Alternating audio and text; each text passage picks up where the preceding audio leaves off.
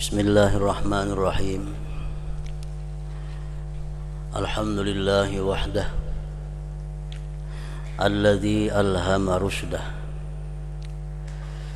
alladzi ahabba man aradah. Ashhadu an la ilaha illallah wahdahu la syarika lah, wa ashhadu anna sayyidana Muhammadan abduhu wa rasuluhu wa la nabiyya ba'dah.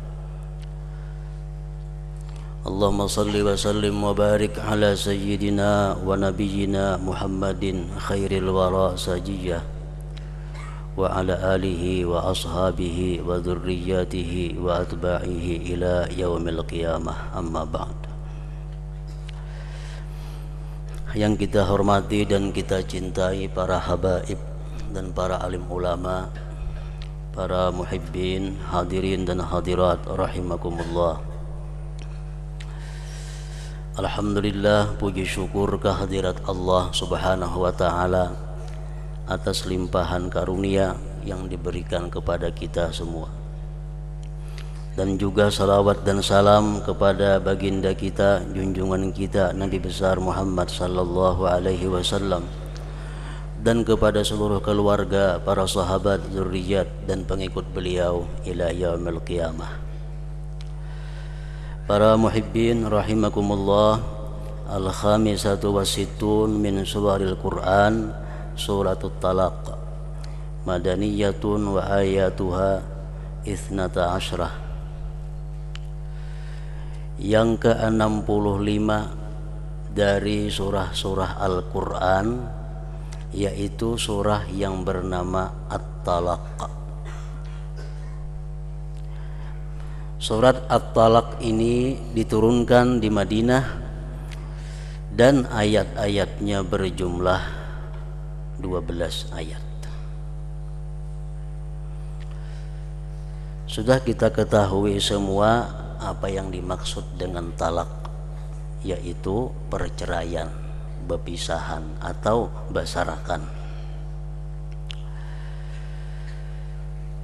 Dalam ayat pertama firman Allah subhanahu wa ta'ala, a'udzubillahi minasyaitonir rajim, bismillahirrahmanirrahim, ya ayyuhan nabiyyu idza talaqtumun nisaa fatalliquhunna li'iddatihinna wa ahsul iddah wattaqullaha rabbakum la tukhrijuhunna min buyutihinna wa la yakhrujna illa ayya'tina bi fahishatin mubayyinah wa tilka hududullah wa may yata'adda hududallahi faqad zalama nafsah la tadri la'allallaha yuhditsu ba'da dzalika amra. Wahai Nabi, sampaikan kepada umatmu, apabila kalian menceraikan istri, maka ceraikanlah mereka itu bagi iddah mereka.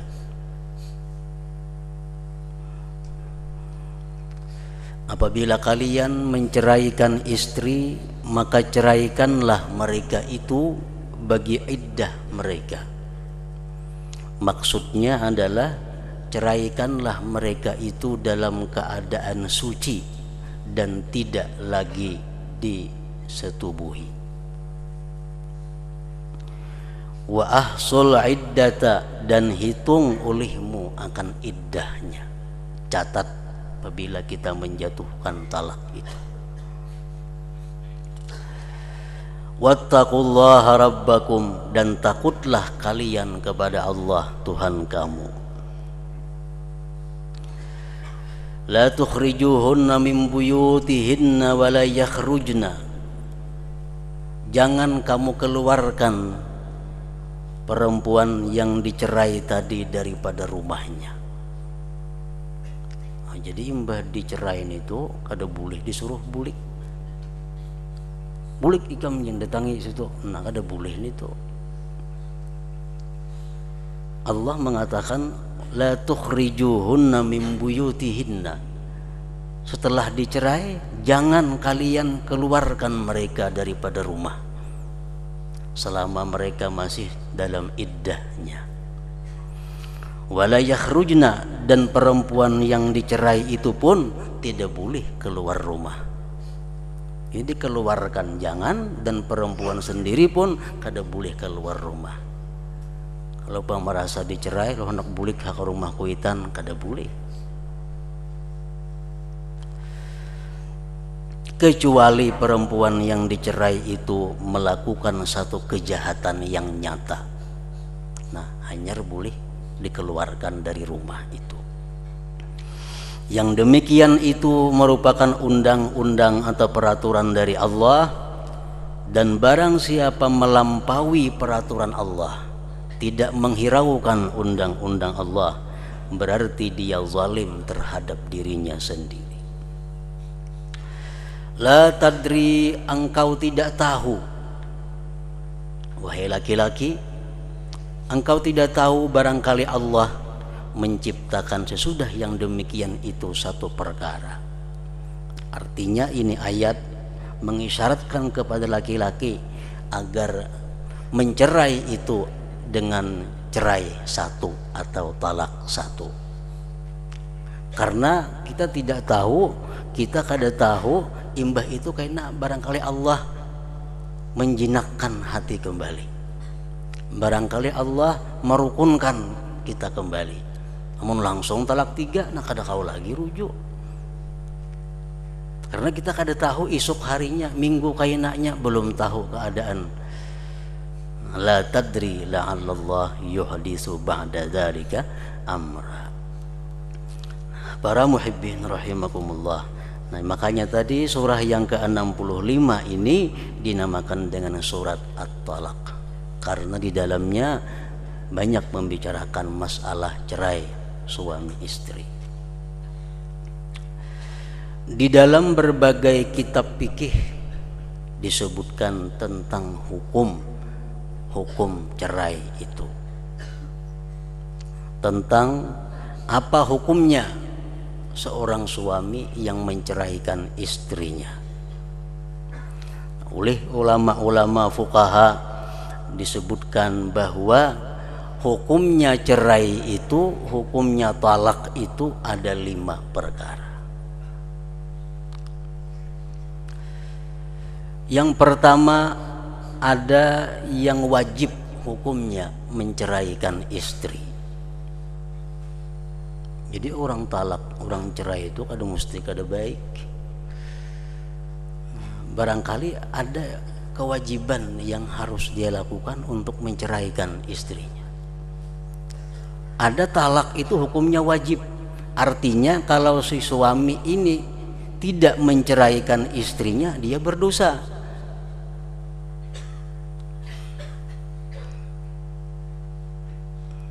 Contohnya katalaqil muli alladhi yahlifu an la yata'a zawjatahu fawqa 4 ashhur aw mutlaqa.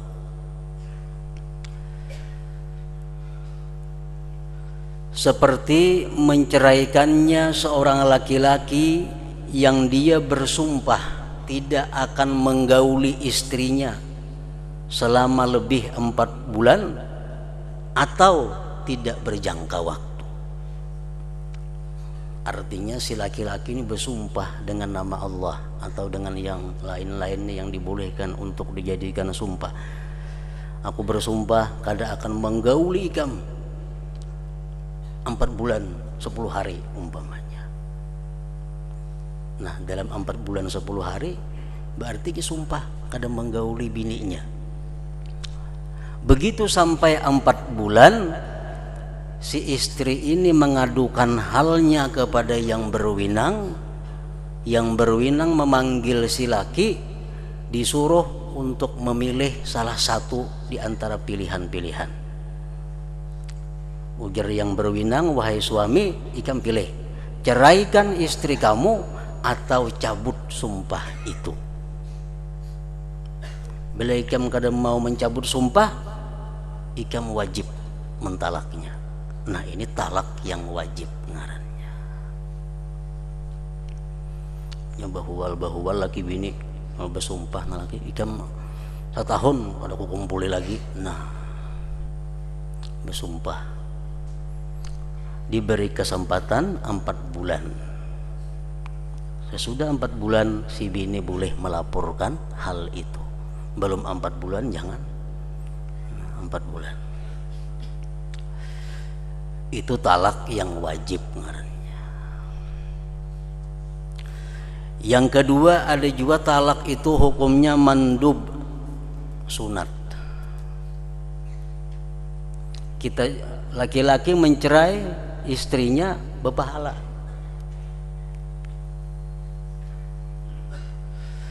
Katalaki zaujatin ghairi mustaqimatil hal, seperti menceraikan perempuan atau istri yang tidak lurus keadaannya. Menceraikan bini nang kada lurus keadaannya.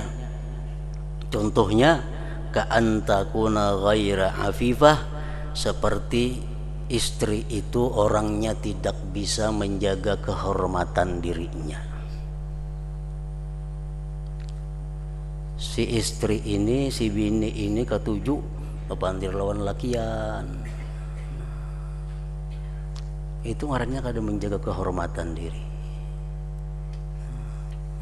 Terbuka aurat di hadapan lelakian, itu kada afifah. Nah, macam itu perempuan sunat untuk diceraikan. Tapi bukan artinya sunat diceraikan itu langsung dipunahkan, kada. Ada tahapan-tahapan yang mesti dilakukan, seperti diberi nasihat, diberikan peringatan, kemudian dijauhi, kemudian kada mampan, hanya sunat menjatuhkan talak itu. Au ghaira musalliyah, atau si istri itu orangnya kada penyembahyang. Sembahyang manu kada. Au sayyi'atal khuluq, atau si bini itu jahat budi pekertinya. Setelah kada mampan diberi arahan nasihat dan peringatan tadi, nah si laki disunatkan untuk menceraikannya. Wa bi amri ahadil abawain, dan kemudian juga dengan sebab perintah salah satu di antara kedua orang tua.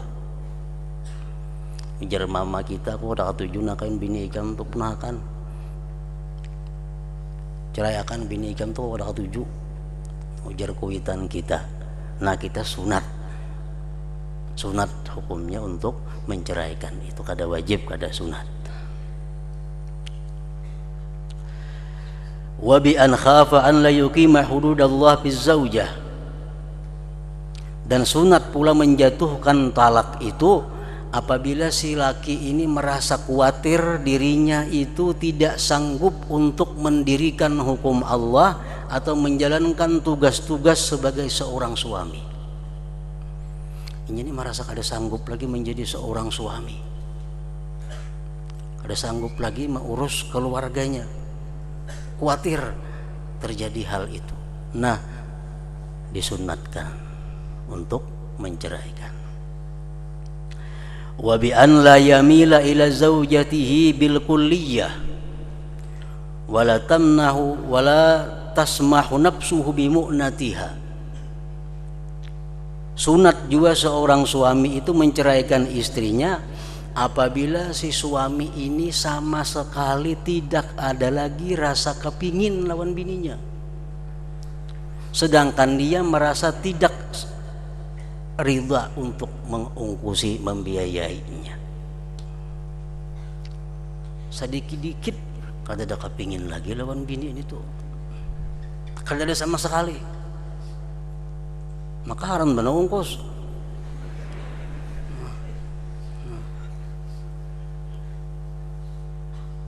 Ungkus burus kita kada kepingin lagi. Nah, di situ seorang suami disunatkan juga menceraikannya. Dan banyak lagi contoh-contoh yang disunatkan itu. Kemudian yang ketiga, ada lagi talak itu yang makruh. Nah, katalaqi zaujatin mustaqimatil hal wa huwa yuhibbuha, seperti menceraikan istri yang baik, orangnya penuntut ilmu, orangnya salihah, orangnya bagus, orangnya sayang, orangnya ini. Nah, itu makruh diceraikan. Katalaqi zaujatin mustaqimatil hal wa huwa yuhibbuha, seperti menceraikan istri yang baik, yang lurus keadaannya, dan dia masih ada sayang, masih ada cinta terhadap istrinya. Nah, ini yang dimakruhkan. Yang keempat, wa haramun, haram. Menceraikan bini haram hukumnya. Katalaqil bid'ah, seperti talak bid'ah. Talak bid'ah ini contohnya menjatuhkan talak bini dalam keadaan haid. Bini sedang haid dicerai, hukumnya haram, tapi tetap jatuh talaknya. Atau bini dalam keadaan suci tapi masih disetubuhi, itu pun haram juga. Nang sunnah kayak apa? Nang sunnah haid takan dahulu bini. Nah, sudah inya haid suci, jangan dikumpuli lagi, hanya dijatuhkan talak. Maka itu talak nang bujur.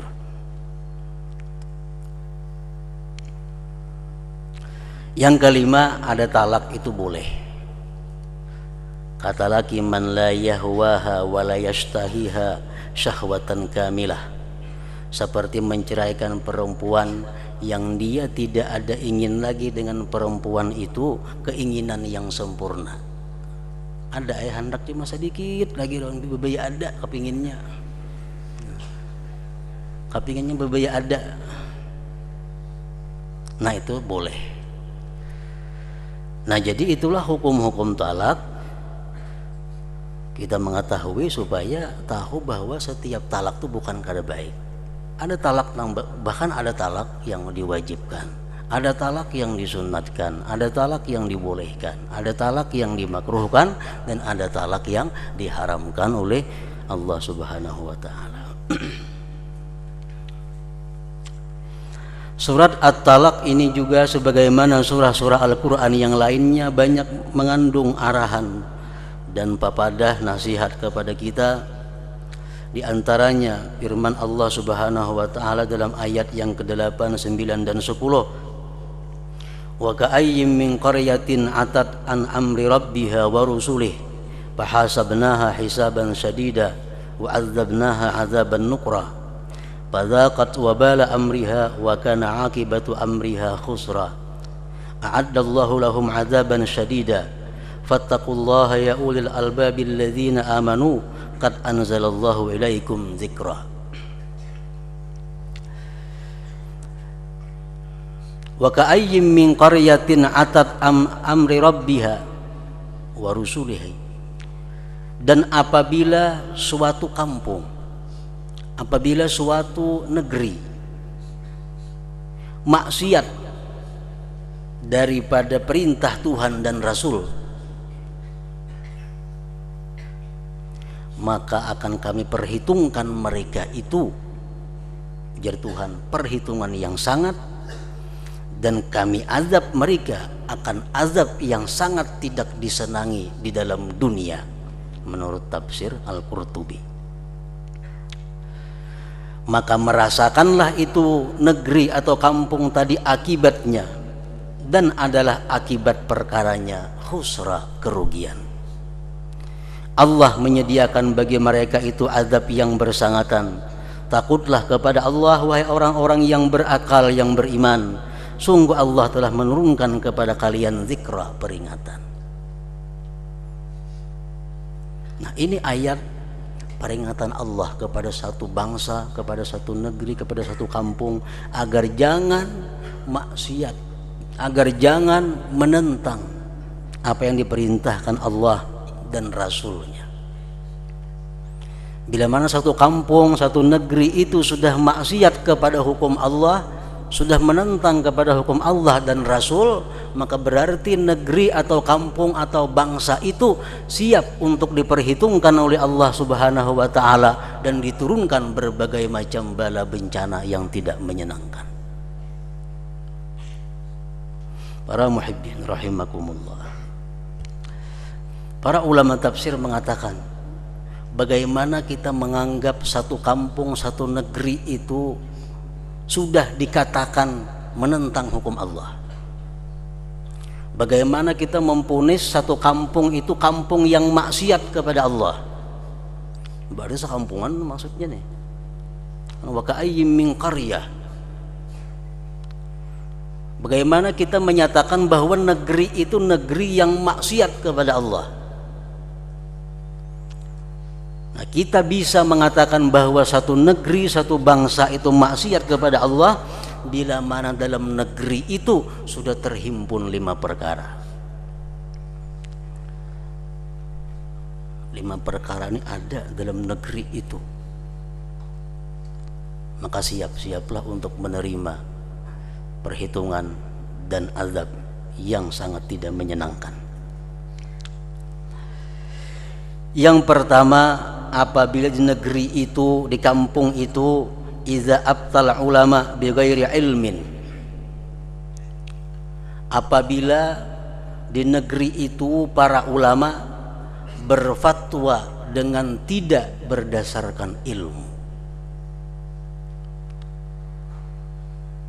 Ulama-ulama baik yang ada di majelis ulama atau yang di pinggiran, mereka memberikan fatwa kepada masyarakat bukan berdasarkan ilmu, bukan berdasarkan hukum Allah, tapi berdasarkan perkiraan-perkiraan, kira-kira tangguhan-tangguhan. Orang tuan guru apa hukumnya ini? Waktu kira-kira haram. Nah, kira-kira haram. Nah, tuan guru seperti ini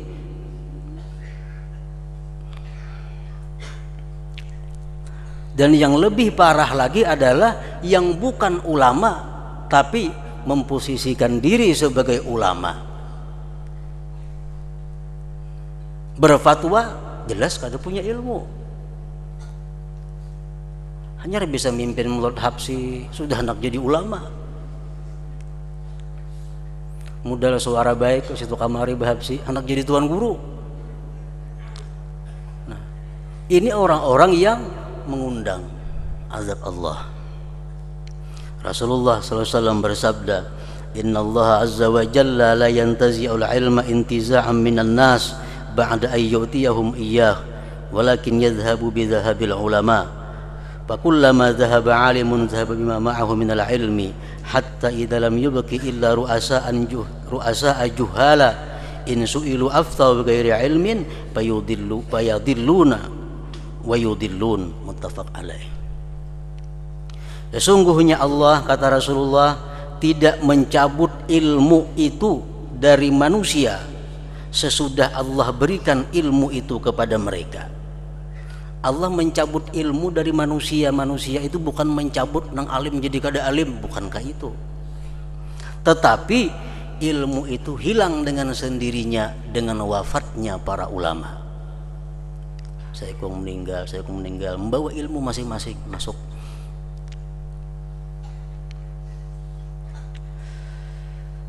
Manakala pergi atau wafat seorang alim, maka wafat jualah ilmu yang ada dalam dirinya.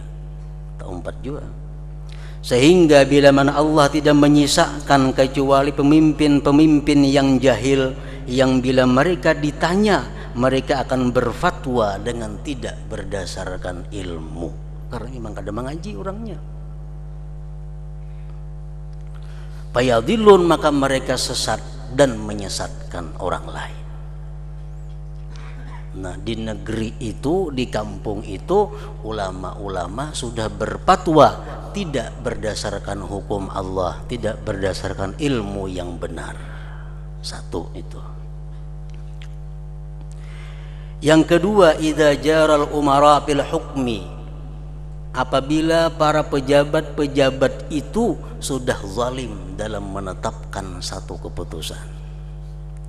Apabila pejabat-pejabat itu sudah tidak memihak kepada rakyat-rakyat yang miskin, yang fakir, yang kecil.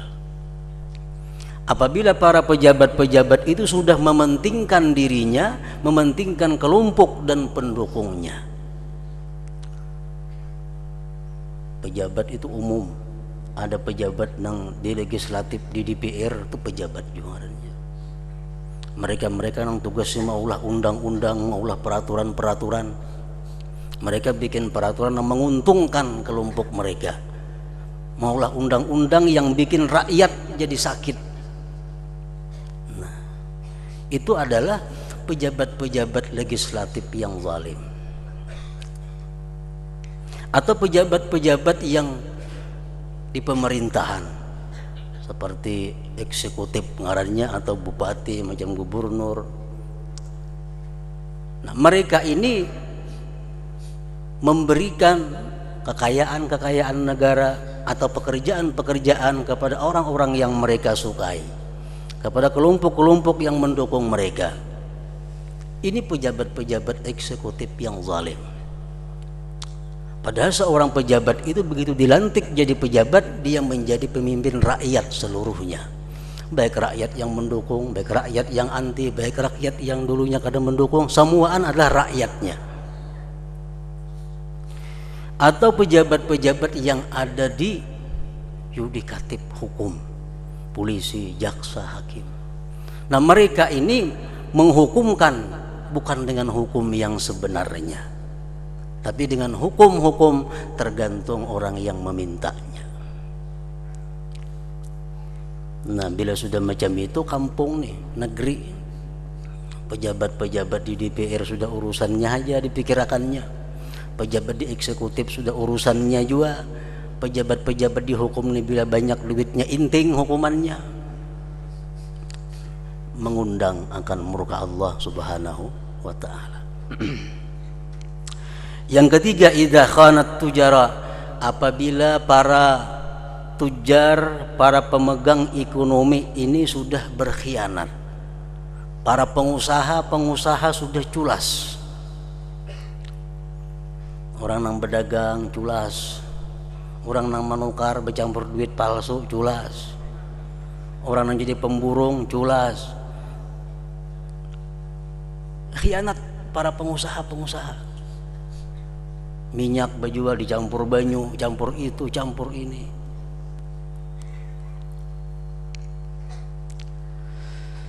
Rasulullah SAW mengatakan, wala taffaful kaila illa muni'un nabat wa ukhidu bisinin.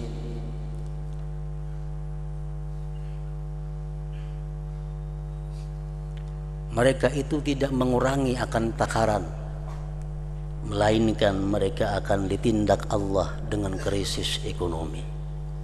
Susah mencari kehidupan, susah mencari bahan-bahan pokok kehidupan.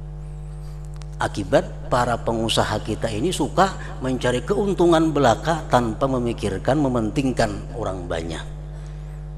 Nah, itu sudah dijamin, illa ukhidhu bisinin, melainkan mereka akan ditindak Allah dengan kesulitan pangan, kesulitan mencari bahan makanan.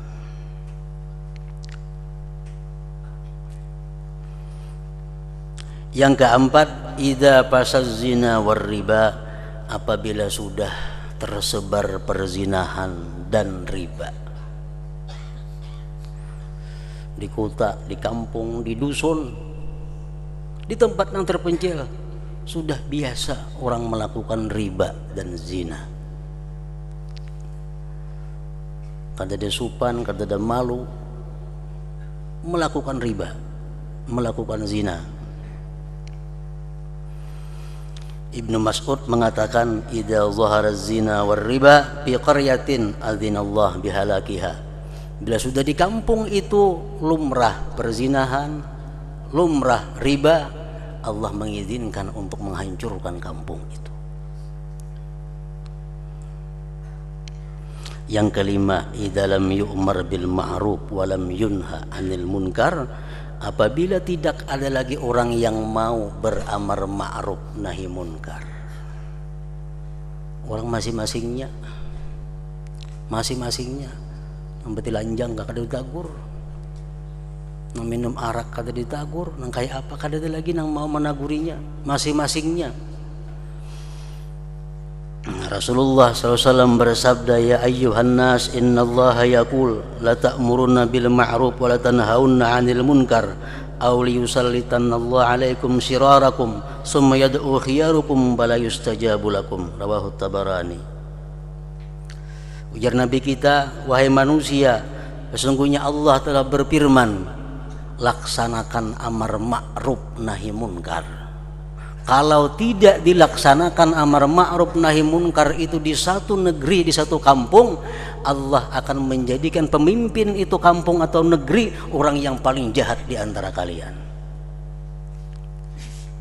Di kampung nang kada ada amar ma'ruf nahi munkar itu, orang nang jadi pembakal, camat, bupati, sampai ke atas orang yang paling jahat daripada kalian. Auliyusallitanallah alaikum syirarakum, atau Allah kuasakan kepada kalian orang yang paling jahat di antara kalian. Nang jadi DPR-nya orang paling jahat, nang jadi eksekutifnya orang paling jahat, nang jadi di bidang hukumnya semua orang paling jahat. Akibat rakyatnya sudah meninggalkan amar ma'ruf dan nahi munkar. Nah, para muhibbin rahimakumullah, jadi apabila 5 hal itu ada di dalam negeri kita, dalam kampung kita, berarti kampung kita, negeri kita sudah bisa dinyatakan kampung atau negeri yang maksiat terhadap perintah Allah dan Rasulnya.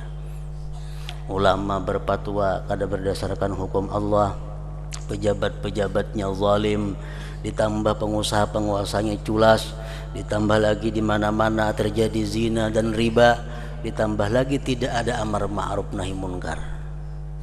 Nah, bila sudah 5 itu komplit, kita kada akan aneh mendengar ada bala, isuknya ada ini, isuknya lagi terdengar ada macam-macam musibah yang melanda kita. Nah, kemudian selanjutnya sesudah surat At-Talaq ini disambung dengan surat At-Tahrim. Ila hadratin Nabi sallallahu alaihi wasallam. Al-Fatihah. Bismillahirrahmanirrahim. Iyyaka na'budu wa iyyaka nasta'in. Ihdinas siratal mustaqim. Asyhadu an la ilaha illallah wahdahu la syarika lah. Asyhadu anna sayyidana Muhammadan abduhu wa rasuluh. La ilaha illallah. Atubu ilallah. La ilaha illallah. Muhammadur Rasulullah sallallahu alaihi wasallam. Faya ayyuhar rajul minhu syafa'atan sallu alaihi wa sallimu taslima.